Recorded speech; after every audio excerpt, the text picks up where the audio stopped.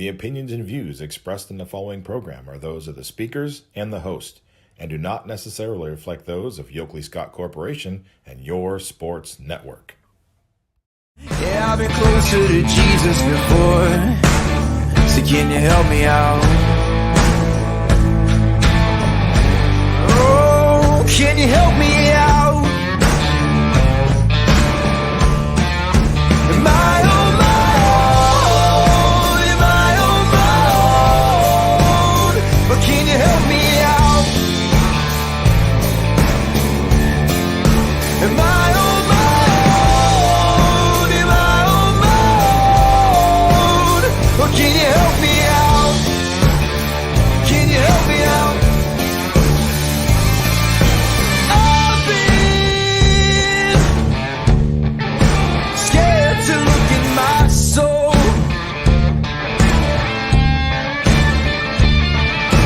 I've been afraid I would follow the road. Yeah, afraid of the things I've been told.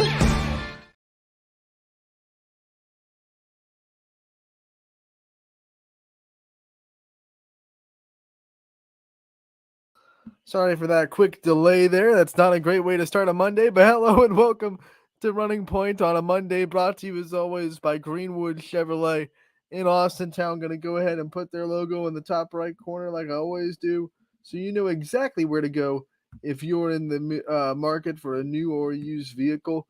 Greenwood Chevrolet in Austin Town, there's no better place to be. They go the extra mile for you. We try to do the same here on this show every single day.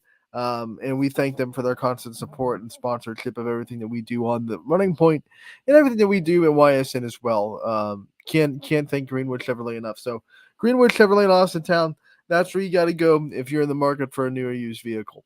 As far as today goes, we have a great show for you today. We're going to have a live guest at 1:30, Steve Ward, the head coach of the Austin Town Fit Falcons, fresh off their undefeated trip to Myrtle Beach, coming on to talk about what Myrtle kind of was like from him and his perspective, what the team's looking like, and a really big week ahead where they are going to have a lot of challenging games coming towards them this week. So we're going to talk to him at 1:30.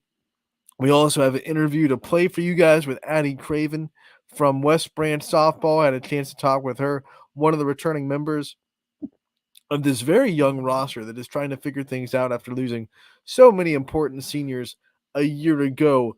From what made West Branch a really good program last year. So had a chance to talk with Addie last week, and we're going to play an interview with her today as well. So we're going to have Steve Ward and Addie Craven both on the show today. Going to be a fun one. We're also going to talk about some of the stuff that has happened tonight that is still on as of now. We have a lot of things dropping, but still some games holding on for now as far as the games that are going on tonight.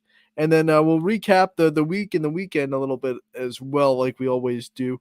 Let's go back and rewind your minds to Friday when the weather was beautiful.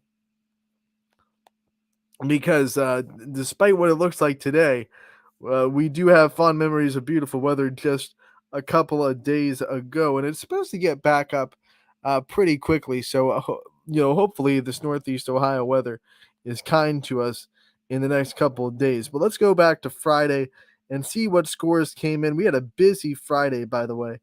We're just going to go in the order that the scores came in on Friday. This is going to be a real quick rundown. 4-0 Hoban beats St. Bede on Friday in softball in Tennessee.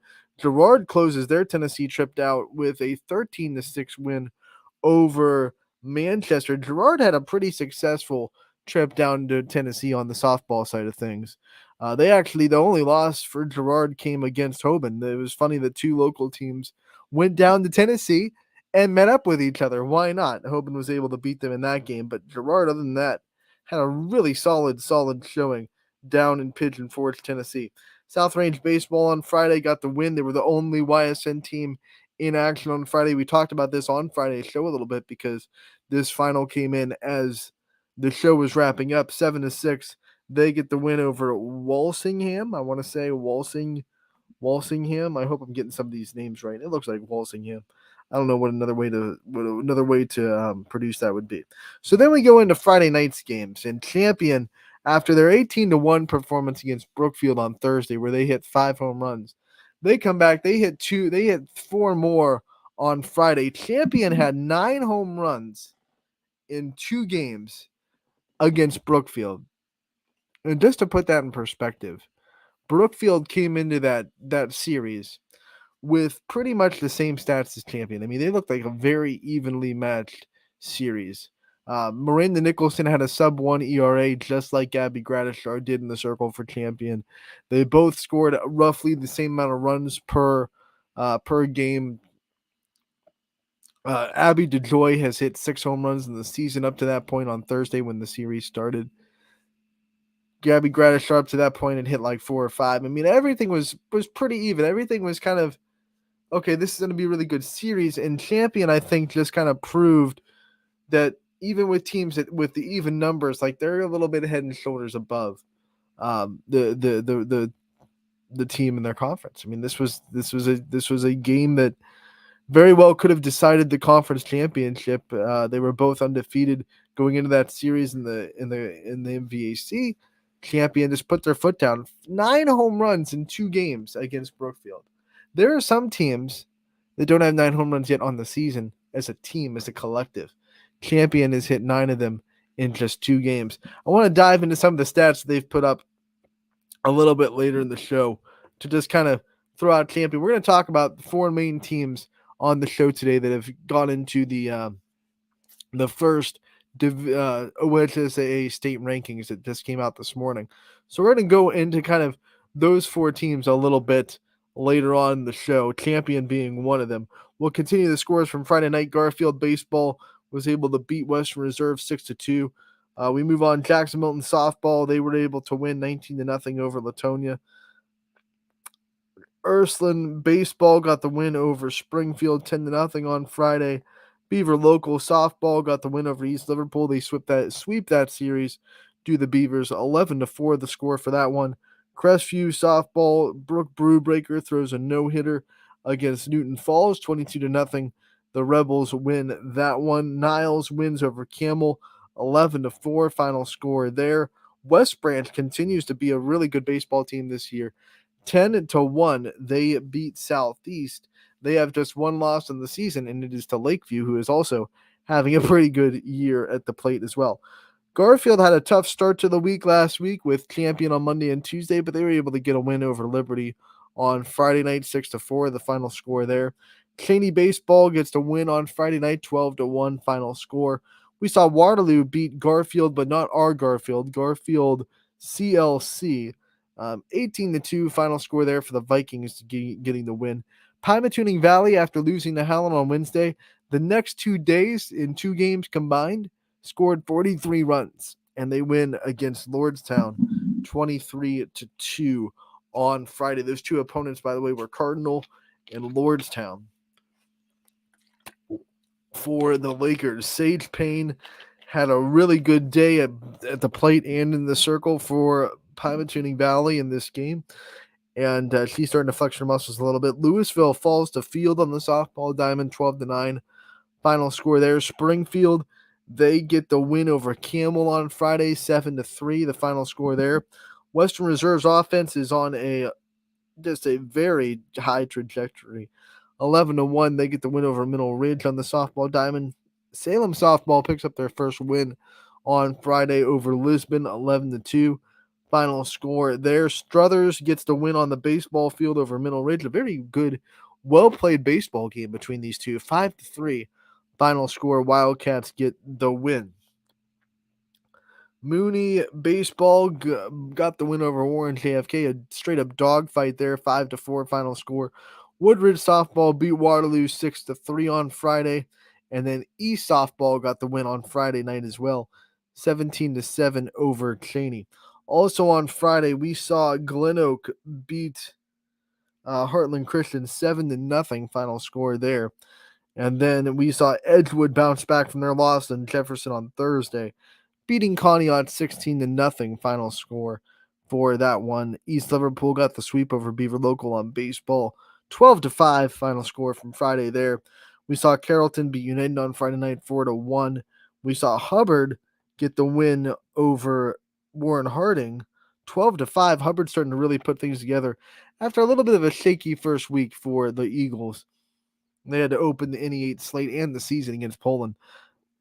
That was a tough task for sure. Hoover was able to beat Louisville baseball 6-4 on the day on Friday. That's just one of those matchups. Two really good teams going at it. It was obviously a good baseball game, a clean baseball game. And the sport, it's going to go when you have two good teams going. It's just going to go down to who executes a little bit better in situational baseball. That particular night, it was Hoover for that matchup. We saw Howland baseball beat Columbiana 10-3, the final score there. And those were your finals from Friday. So now we'll just fast forward to Saturday, and we'll start off with Cheney beating Sebring 11-9 on Saturday. Hoban baseball lost to Ottawa Hills 13-3, the final score there. We go into some more finals from Saturday. Hoban softball was able to close out their trip to Tennessee 10-3, the final score there against Thornton Academy. The final score there. Poland was able to beat Chardon 2-1. This is a doubleheader. We'll get to the second score here soon. 19-0. Jackson Milton baseball gets the win over Camel. 23-4. Heartland Christian baseball gets the win over Latonia. Champion falls to Lakeview in baseball 12-6. Final score. Campbell softball really putting together some strong wins. They're at 500 as a record. 23-9. They get the win over Lordstown. Boardman is one hit away from a perfect game for Gabby Safara as she shuts out West Branch, and the Spartans win 2-0 on Saturday over the Warriors softball team. But on the baseball side of things, West Branch continued to roll. 10-3, they get the win over the old conference rivals, Canton South Wildcats. East Liverpool fell to Martins Ferry 6-4, final score there. Edgewood beats Conneaut in baseball 8-0, final score. Edison beat Southern Local 32-0. Beaver Local softball was able to play a doubleheader with Southern. They won game 1 7-6. Howland won in the softball realm 17-7 over Crestview. 12-0 Liberty softball beats Cheney. Columbiana baseball beats Beaver Local 25-6. Southern softball bounces back, gets the win over Beaver Local in game 2, 7-2, the final score there. Struthers gets the win on the baseball side of things over Mooney, 4-0, the final score. Alindo Pizzone pitched a heck of a game for Struthers, by the way, shutting down this really potent Mooney lineup and getting that win 4-0. Geneva got the win in the baseball field, 11-1 over St. John's. This was part of a tri-team kind of tournament down there in Jefferson. We'll get to the other scores in a bit. 12-2, Louisville was able to bounce back with a win over Perry. Salem gets the win over Cardinal, 5-3 on the baseball diamond. 12-3, Howland baseball beats Crestview. Grand Valley baseball falls to Pymatuning Valley, 12-2, the final score there. And then they fell again to Pymatuning Valley in game 2 of the doubleheader, 11-9, a little bit more competitive in game 2. Game 2 in Chardon, Poland falls 15-0 to the Hilltoppers. They bounce back in a big way after losing 2-1 to Poland in game 1. Columbiana softball, this was a big matchup coming in because they were going to play McDonald. McDonald was undefeated, 9-0 coming into the season. They both had really good pitchers with really good numbers. Up to this game, Bella O'Brien from McDonald had not given up an earned run yet this season. But Columbiana, I think, opened a lot of eyes in this area because they just took an undefeated McDonald team, and all Mackenzie Gamble did to McDonald, all she did was throw a perfect game. 7-inning perfect game, by the way. Go 1 for 3 with a grand slam and 4 RBI. That's it. This is, grand slam, perfect game. That's all. 8-0 Columbiana gets the win over McDonald. Mackenzie Gamble and the Clippers continue to roll, and you'll see that reflected in our power rankings as they go to the number 6 spot in the power rankings due the Clippers. 20-6, and like I said before, our power rankings were turned in on Friday, so that win over McDonald, we've brought this up before. We turn our power rankings in on Friday to give our graphics department enough time to spit out that graphic so we can have it Sunday for the show. We can get uploaded and all that stuff. So that final 8-0 will be calculated into next week's power rankings, and you might see Columbiana make a big jump. Who knows? 20-6. Ursuline baseball gets the win over St. Vincent St. Mary. Garfield baseball gets the win over Newton Falls, 14-4. Final score there. Jefferson baseball gets the win over Ashtabula St. John, 14-4. Final score. And let's see, we have some more finals come in a little bit later. Wellsville got the win 17-6 over Jefferson County Christian. They also got the win 25-15 later on that day in a doubleheader. Those were your finals that came in for Saturday. Like I said, a big weekend of softball, a lot of things being done, a lot of games being played. And really, with that being said, one of the things that we want to do is kind of take a breath a little bit and go into the OHSAA state rankings. We had 4 teams make the OHSAA state poll. We are represented in divisions 1, 2, and 3, and we start in division 1 with Austintown Fitch coming in at number 4 in division 1. Right now they are behind Holland Springfield, Anthony Wayne, and Watkins Memorial are the top 3 teams in Division 1. Fitch was able to get a total of, hold on, I have to zoom in, a total of 67 points in this poll.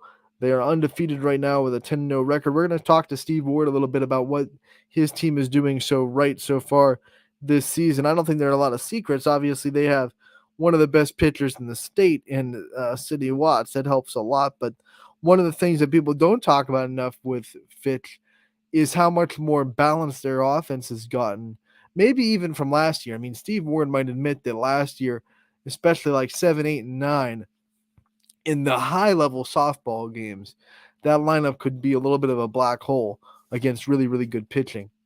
Now, not the case. You have Abigail Toth as a 7-hitter. She would be a cleanup hitter in almost any other lineup that you would put her on across the YSN family. There might be just a couple, probably those top 3 or 4 teams in our power rankings that probably would say that they wouldn't put her in the cleanup spot in their lineup. And they would find a place for her, obviously, but it wouldn't, they're pretty set in 1 through 4. Everywhere else, other than those 4 teams, you would put Abby Toth right in the cleanup spot. But here in Fitch, down in 7, they have a solid 8-hitter in Tina Montgomery playing third base. It's not a black hole at the bottom of the lineup anymore. It is 1 through 9. We can all really beat you in multiple ways, too. I mean, we've seen Austintown Fitch play some small ball. They're definitely got the power. They definitely have the capability to hit extra base hits, but they're also very fast down there at the bottom of the lineup. They can set the table for the top of the order if the situation kind of dictates that. It's got to be such a blessing as a coach to have that kind of speed at the bottom of the lineup to set the table for obviously the top of the order, which is always good. It was expected to be as good as it is. I want to look at some stats from this Austintown Fitch team real quick, and we're going to start with the pitching stats as soon as it loads. There we go. Sidney Watts. All right, here we go. ERA. What's her ERA? Oh, it's 0.12. 10-0 win-loss record, 10 appearances, 10 games started. You look at the strikeouts, 127 strikeouts already, 12 walks, 1 earned run, 1 run total, 16 hits, and 60 innings pitched. Of those 16 hits she's given up, only 3 of them are doubles. Only 4 of them are extra base hits. She's given up 1 home run. That is the only earned run she's given up. It was back against Mentor, an 11-1 win, by the way, so it had no bearing on an outcome of the game at all. Her opponent's batting average for against Sidney Watts is 0.81. So hitters are hitting 0.81 against Sidney Watts. Her opponent's on base percentage is 134. She has not hit anyone, which is an improvement from last year because that was something that she struggled with at times, hitting batters with that velocity. And like I said, the walks are down too. 12 walks compared to 127 strikeouts. Oh my word. And then you go, and this is what I really want to get to.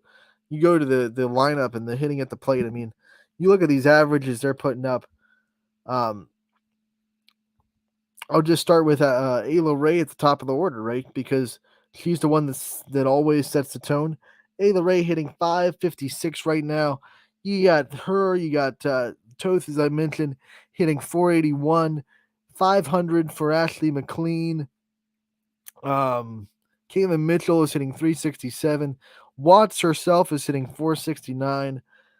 Sam Severn, who was in the middle of that lineup a lot of times, hitting 364 in 10 games played. You have Kylie Folkwine hitting 400. Tina Montgomery hitting 316. McKenna Hogan is hitting 464. That's a step up from last year for her. She's really locked in the bat. We talked about that with Ty Bartell on Friday when he came on the show. The improvements that McKenna Hogan has made at the plate. She's hitting 464. It's just all those bats are in the lineup, and they're all hitting for average this year. Like I said, there's no black hole at the bottom of the lineup, especially against high-level pitching. They went to Myrtle Beach, played a lot of quality pitchers, and all they did was just run roughshod through Myrtle Beach's opponents. Now they come back this week, and they have a matchup with Riverside, who took two really close games with Boardman this week. They have Chardon, who just beat Poland 15-0 on Saturday. And then on Friday night, Fitch has Hoban, who is, up in our power rankings as well. So a big week for Fitch with Riverside, Chardon, Hoban, and then they get back into league play next week against Warren Harding. And then they have Champion next week as well. So in not too long, on Friday actually, we're going to see Gabby Gradishar versus Sydney Watts. So like two prolific sophomore pitchers that are both just lighting the world on fire on both sides of the plate, really, offense and defense. That's exciting. That's going to be fun. But as for this week, Steve Ward and the Falcons have, like I said, Riverside, Chardon, and Hoban. We're going to learn a lot about this Fitch team as they continue to go through the area teams. We saw them go into Myrtle Beach. They beat a lot of teams that we have trouble pronouncing. Some of these teams that we're playing, like, they're not familiar. We don't know how to gauge those wins. We know how to gauge Riverside. We know how to gauge Chardon. We know how to gauge Hoban. We've seen familiar opponents against them. We've seen them all play similar opponents to who Fitch will be playing. Much more gaugeable games, right? When Fitch plays these teams, Riverside, Chardon, Hoban. It's going to be fun. It's going to be a fun week ahead. They are number 4 in Division 1 right now in the OHSAA state poll. We have Coach Ward coming on in about 5 minutes to talk a little bit more about Austintown Fitch and the season that they're putting together. Before he comes on, what we're going to do is we're going to take a quick break. And when we come back, we'll get ready for Steve Ward, the head coach of the Austintown Fitch Falcons softball team. Don't go anywhere. We are Running Point. We are brought to you proudly by Greenwood Chevrolet in Austintown. Be back in a bit. 21 News delivers the news as it happens, using the latest technology from where it happens. Live here outside the Mahoney County. On air, online, Wednesday afternoon weather update. Very dangerous. and on the 21 News social media platforms. I'm on the road right now. 21 News, the Valley's only locally owned source for trusted news since 1953.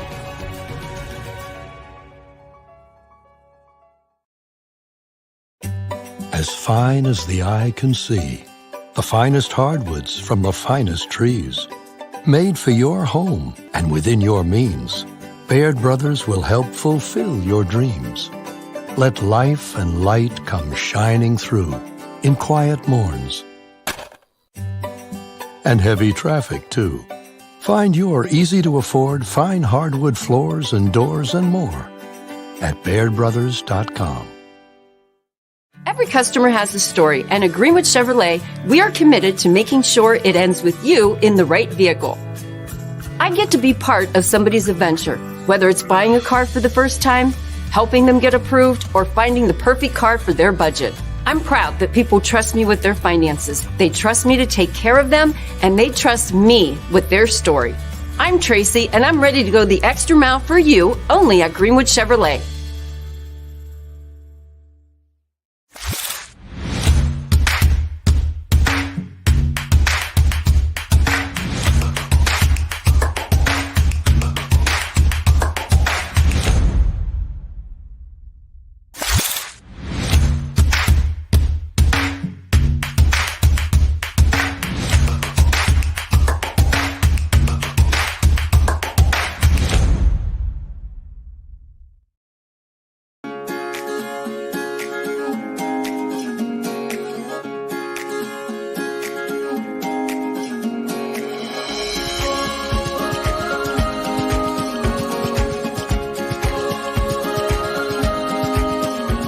Locally owned and operated, Sheely's relaxed shopping experience means browsing and lounging is always encouraged. Find Flex Deal and more at Sheely's Furniture and Appliance, because the best things in life happen at home. How lucky are we to have not one, but two 18-hole Donald Ross Championship golf courses right here in our backyards. Mill Creek Golf Course was selected by Golf Week as one of America's 30 best municipal courses, continuing to challenge golfers of all levels and featuring golf instruction by PGA professionals, a state-of-the-art practice range, a PGA of America recognized pro shop, kids programs, and a relaxing grill room for a memorable golf experience. For more information or to schedule a tee time, visit millcreekmetroparks.org. Fall is in the air. The kids are back to school, crowds are cheering for the home team, and Myers Family Insurance is prepped for another crazy Medicare season. Every year there's changes, some big, some small, so it's important to have a conversation to make sure your plan is going to meet your expectations for the coming year. Give our team a call today to schedule your annual review. For all your Medicare needs, call Myers Family Insurance or visit us on the web. Check us out online at myersfamilyins.com. Going from mindful to mindful sometimes requires a helping, healing hand. Insight Clinical Counseling and Wellness offers a continuum of mental health and wellness care. At Insight, we're changing the way you receive counseling and wellness services with experienced licensed clinicians and expertly trained wellness staff. With 4 locations in Mahoning and Columbiana County, along with telehealth services, Insight offers clients quick access to care when they need it. Transform your mental health and wellness at Insight Clinical Counseling and Wellness.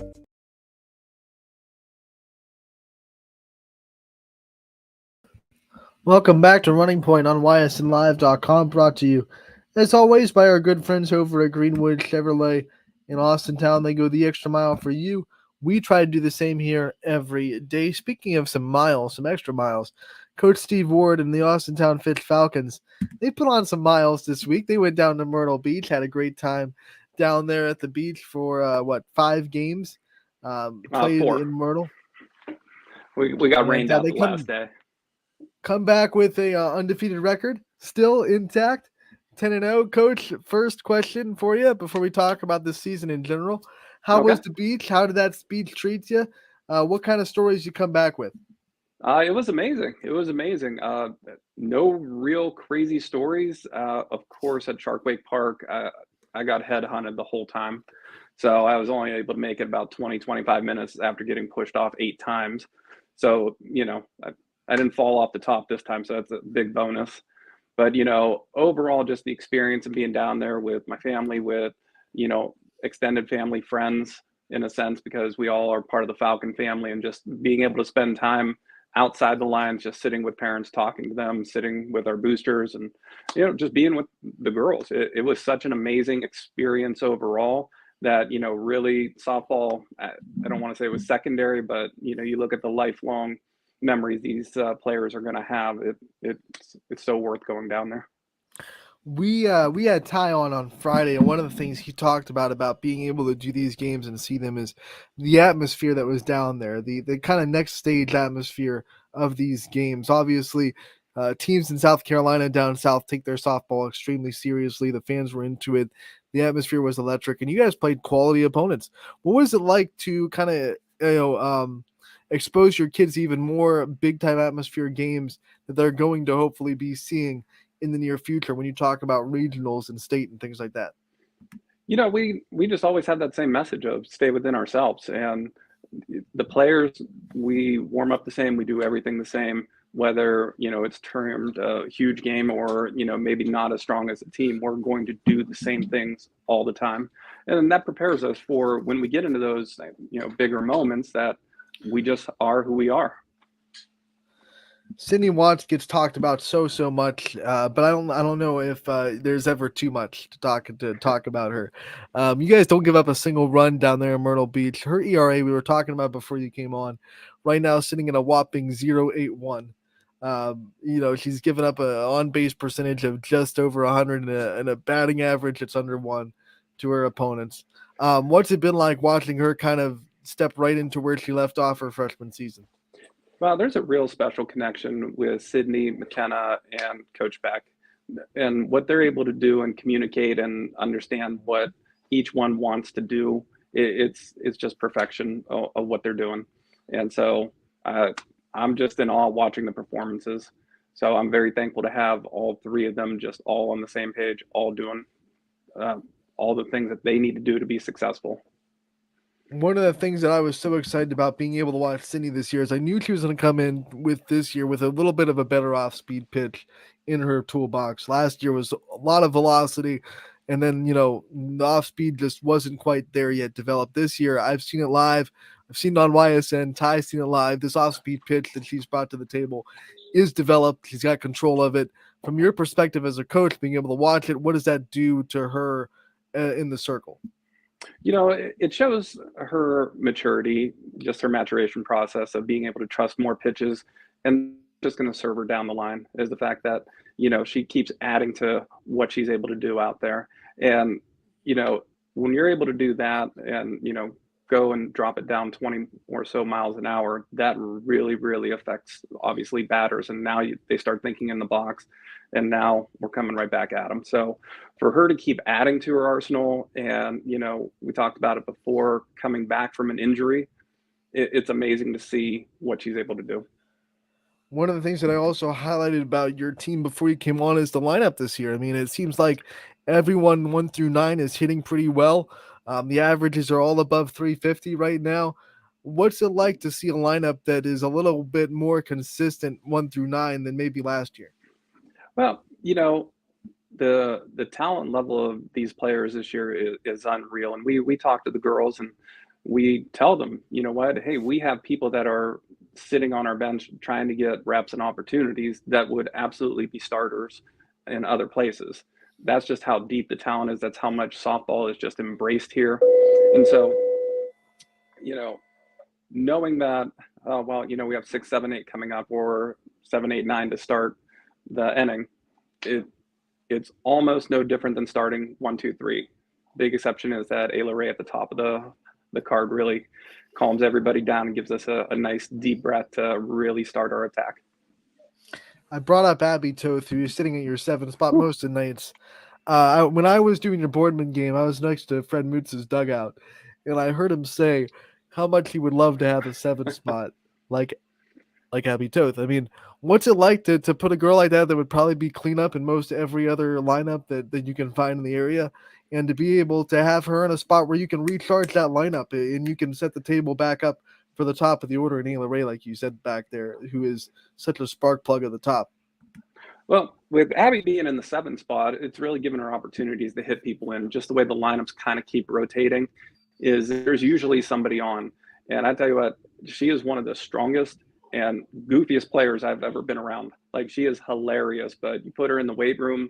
Like I said, I think she squatted 285 as a freshman, and just her power is unbelievable. But one of the happiest go lucky, just kids out there.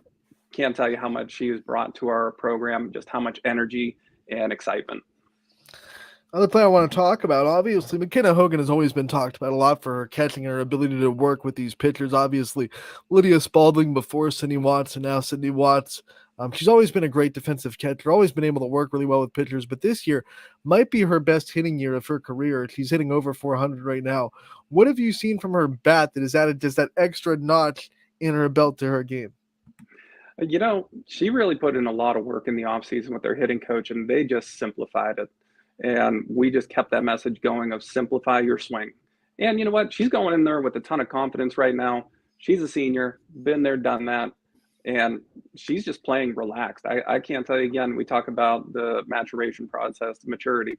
And, we said, yes, she caught lid and she's catching Sid, and she's amazing defensively. She does so much behind the plate. But now this year, she just found her groove and she's just believing in herself. And, we believe in her. And that's been the message. Just be simple about it. Let's not be complicated. Get to the ball, see what happens. And, she is so strong as well that just her getting to the ball is creating great gap shots.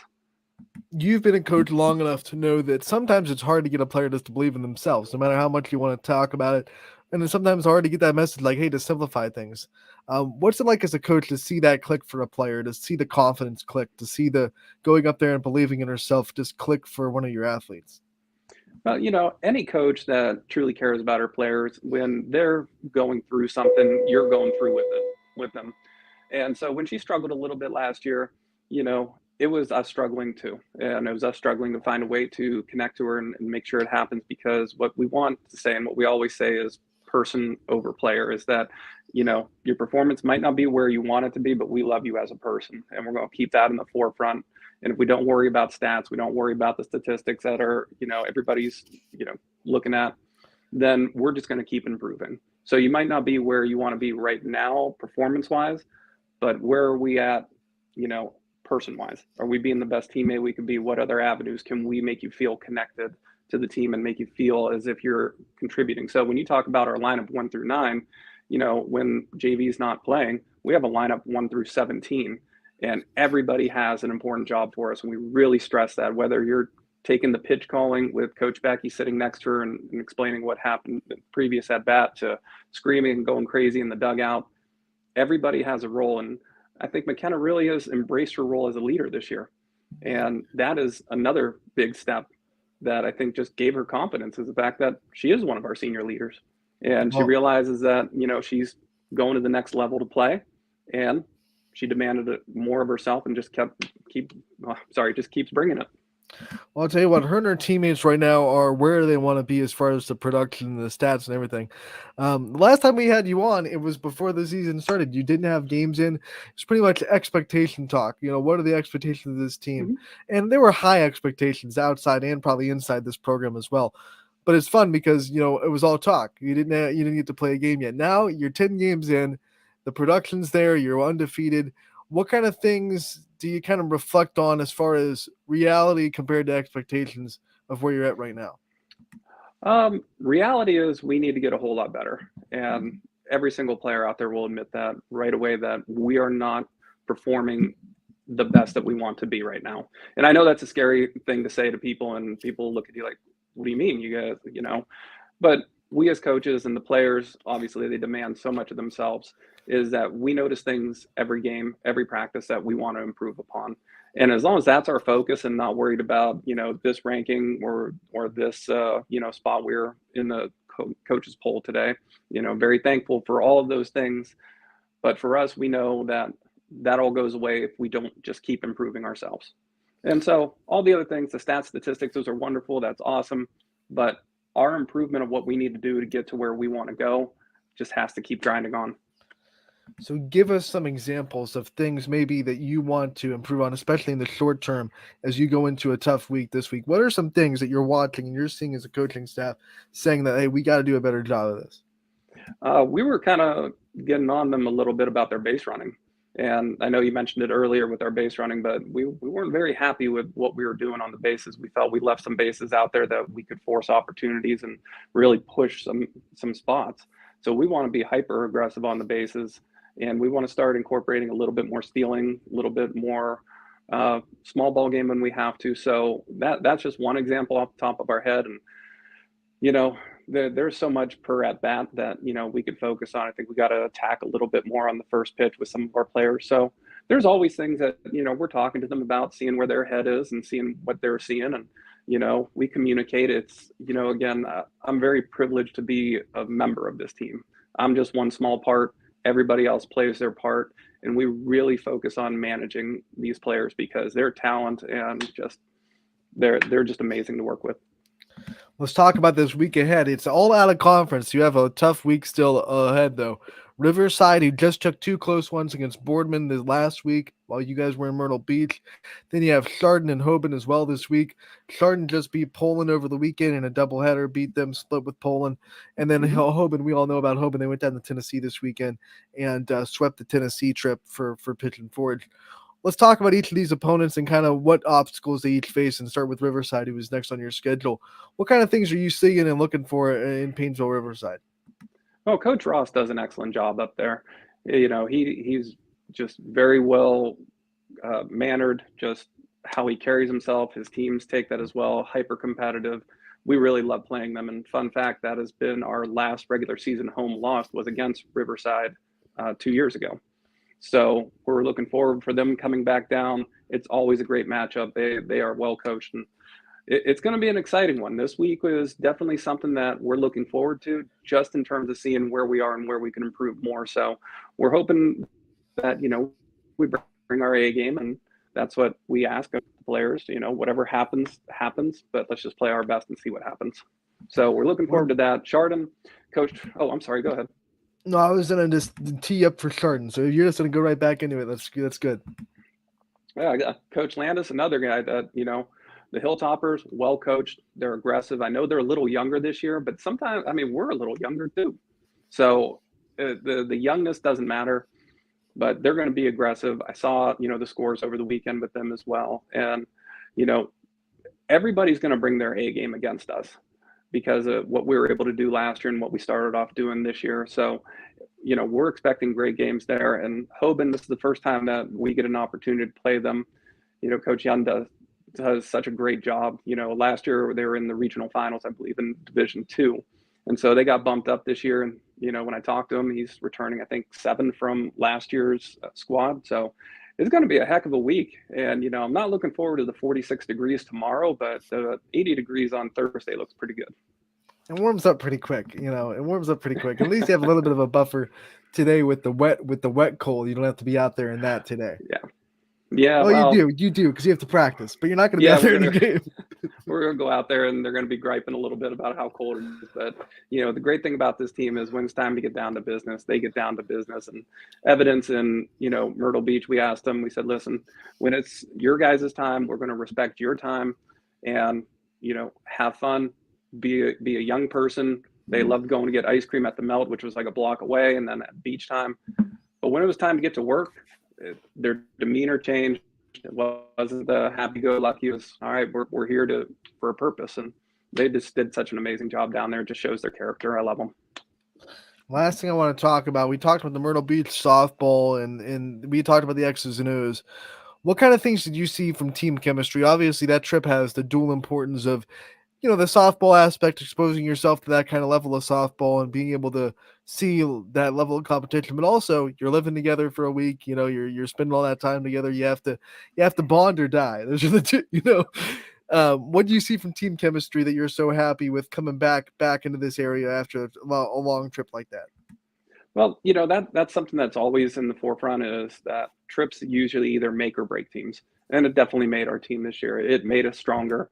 You know, we got to spend so much time together, and, you know, sometimes they were a little loud in their rooms, but I'll definitely take that. That was good because they were just having fun.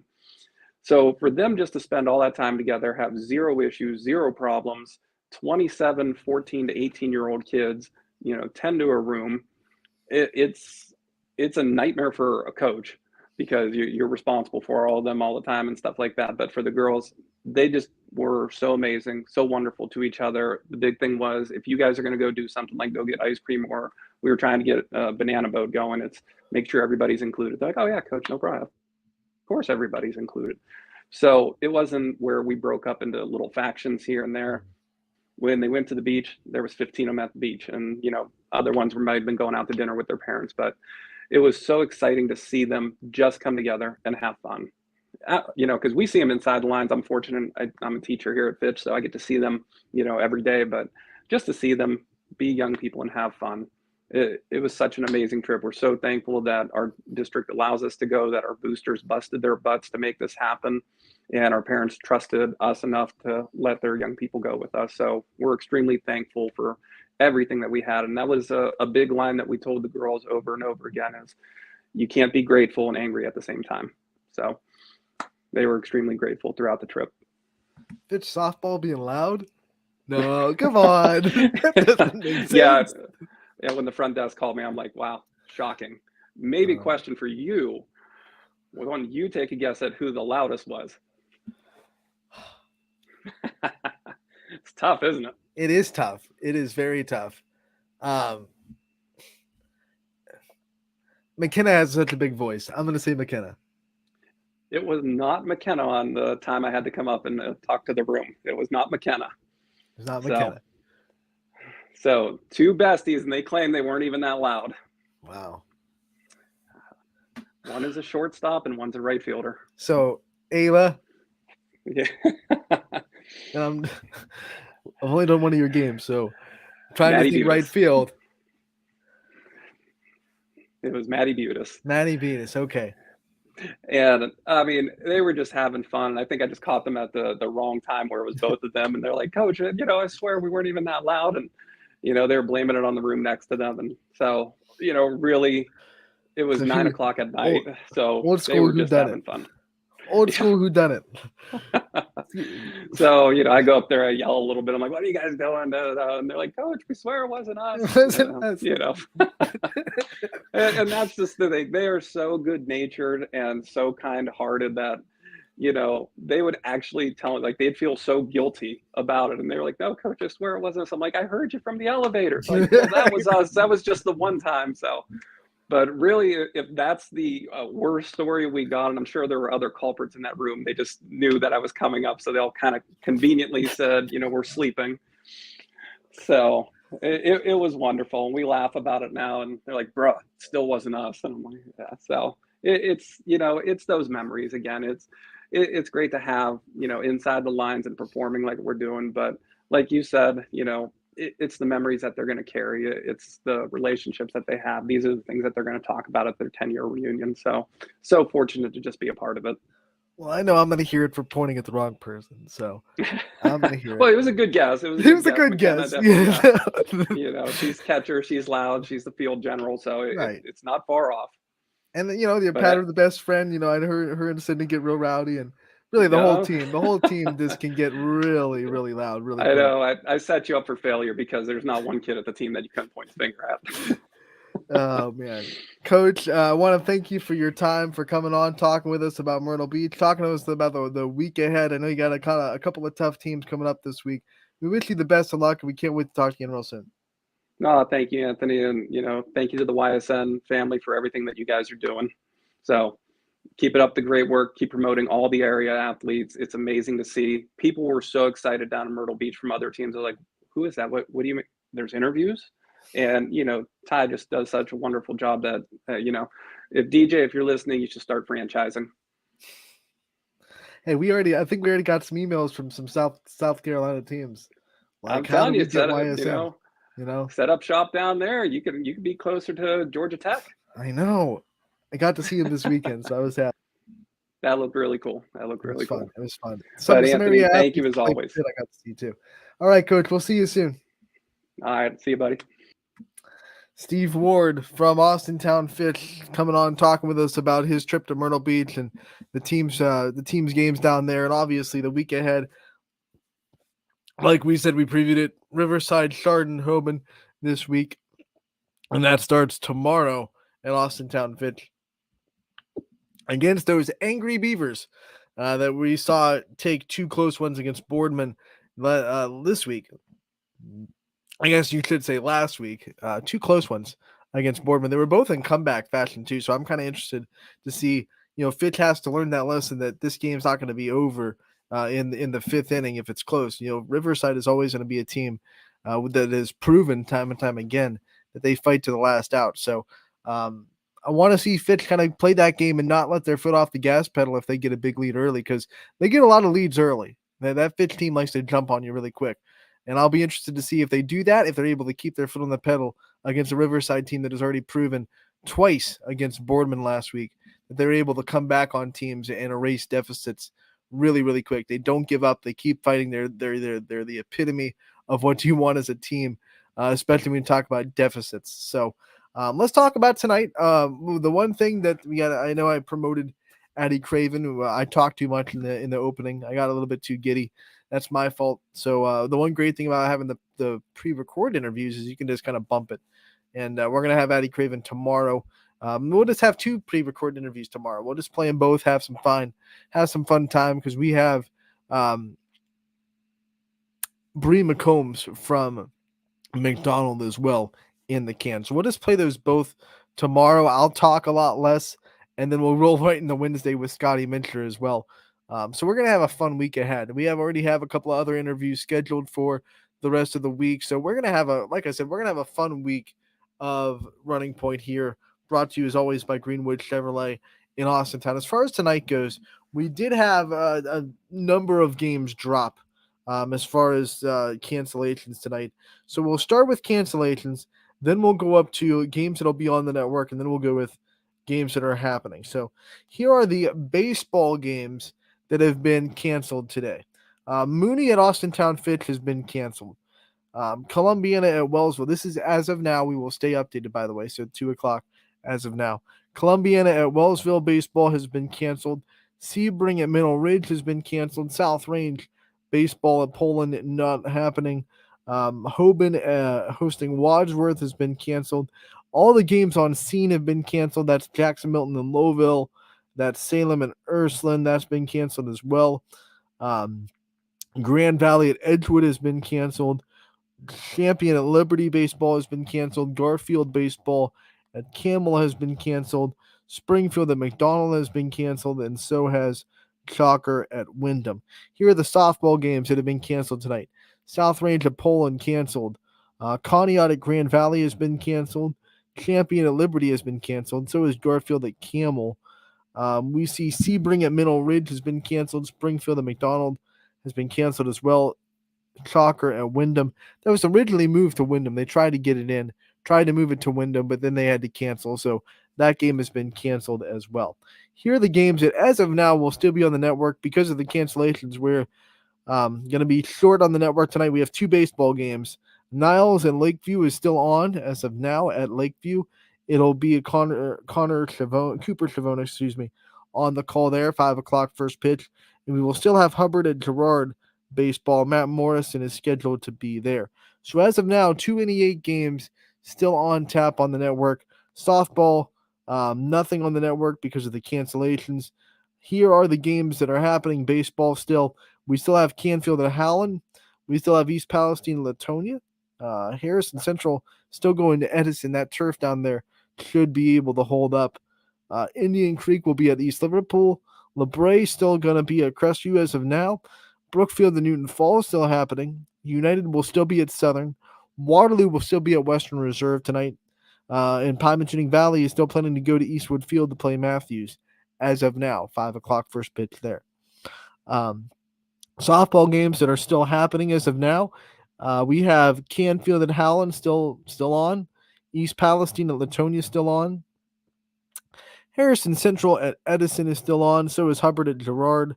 Jackson Milton is supposed to play at YSU against Lowville as of now. That's still on. We'll see if that holds up. LeBray at Crestview is still on as of now. Matthews at Pymantuning Valley is still on as of now. Brookfield at Newton Falls still on as of now. Niles at Lakeview still on. Struthers at Jefferson is still playing. United at Southern is still on, and Waterloo at Western Reserve as of now still on. So all those games still happening, all those cancellations. Those are updates as of now. I'm sure there will be changes in that as you lead up to DJ and the Power Hour later on today. And of course, we'll keep you updated on ysnlive.com/live. You can look up there to see if the games that are supposed to be on the network are still happening at game time. So a lot of bad weather in the last 2 days, unfortunately. Last night going into today, it's gotten really cold. It's gotten really wet. But the good news, and I talked with this about Coach Ward, is if you look at the Storm Tracker 21 app, and you look at the forecast, yes, it's cold today. It's raining today. That's unfortunate. The rain should be out of here by 3 o'clock. Tomorrow is going to be cold as well with a high of 47, but then it gets right back to warmth. Wednesday back up to 65, Thursday back up to 81, and then 72 and 82 over the weekend with slight chances of rain on Friday and Saturday. So, it's only 2 days of coldness, 2 days of spring kind of trying to drag us back to winter a little bit before we get right back up into the beautiful warm weather that we had last week. So let's knuckle down, get through a couple of cold days, and get right back to that beautiful sunlight and warmth that we had for the foreseeable future. Last things I want to say before we get out of here tonight, since there aren't going to be a lot of softball games on, want to give a shout out to softball fans. If you're a fan of the sport, one of the things that you should be doing tonight is watching the I want to get this right. Hold on. I want to make sure my acronym's right. The WPF draft tonight, which is the Professional Women's Softball League that is kind of trying to start up in trying to replace the MPF that folded a couple years ago. This one's led by Lauren Chamberlain, who I have a lot more faith in than the people that ran the MPF. I am a firm believer, and I have been vocal about it on my social media pages before. I'm not afraid to say it. I think the MPF had the good product there. Everything was right. It wasn't the teams that had the fault. It was simply decisions made by the top that drove that league straight down. And I think you can see that in their trajectory pretty apparently. I trust Lauren Chamberlain a lot more to run this WPF league. If you don't know Lauren Chamberlain, she is the old home run queen of NCAA softball. Her record just got beat last year by Jocelyn Allo. Had a great career as a professional with the USSSA Pride, and is just a great business mind. Was able to run a couple of businesses before this, and now started up the WPF. Their draft is tonight, so you'll see the college draft. They'll draft college seniors tonight, 7 o'clock, and it'll be on their YouTube page, so you can go to WPF YouTube and see that. If you're a fan of softball, just watch and support it because it's growing the game. It's letting these players have more opportunities after college. Right now, it's pretty much international softball and the Athletes Unlimited League. That's pretty much all you got. So trying to start a new league. You still have USSSA Pride. They're not in the league yet, per se. But you still do have the USSSA Pride who you can go and play for. They do the tour with a couple other teams. But the point is there aren't a lot of opportunities out there. So if you can do anything to grow this WPF softball, you absolutely should. I'm a fan of it because it's more of the team aspect. I love what Athletes Unlimited is doing. I love watching it. I love the fact that it's opportunities. But I'm always the fan of rooting for teams, and that's more geared towards rooting for a player because you have one player that wins at the end of it. It's a point-based system. The teams change every week. It's more of a player-run, player-based league, which is awesome. But I like rooting for a team. Like I like, obviously with the racers and things like that, I'm a team-oriented person. I like to root for a team. And the WPF Softball League will have the teams that will draft their players and then have those players throughout the season. That's geared towards my fanhood and what I like in sports is the team aspect. So I'm excited for the draft tonight. Also, watch softball tonight. Like if you're a softball player and you want to raise your softball IQ, there's nothing better than taking a night off because of weather and watching the game at the highest level. It's mic'd up Mondays on the SEC network, which means you get to hear from the coaches.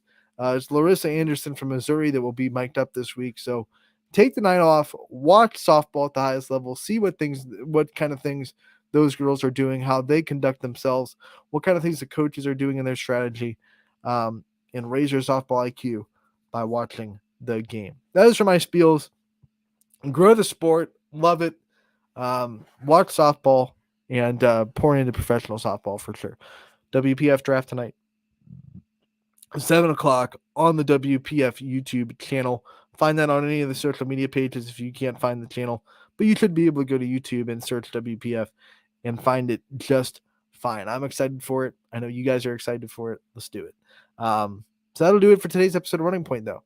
A gloomy day, a cold day, but a great show. A great show. We want to thank Steve Ward for giving us his time today and being able to talk with us about his trip to Myrtle Beach and his week ahead. We thank him for his time. We thank Greenwood Chevrolet for being our presenting sponsor since the start. And we thank all you guys for watching today. I'll be back tomorrow. We're going to have the pre-recorded interviews. Promise I won't talk as much. We're going to get both of them in tomorrow. Bree McCombs, Addie Craven, both being played on tomorrow's show. Come rain or high water, we are going to play those interviews. Even if I have to go into overtime to do it, I'm going to do it because I promised I would do it today, and I didn't do it. So we're going to do it tomorrow. We're going to have both those interviews being played, and we're going to have some fun tomorrow as well. So join me tomorrow on Running Point, brought to you by Greenwood Chevrolet in Austintown.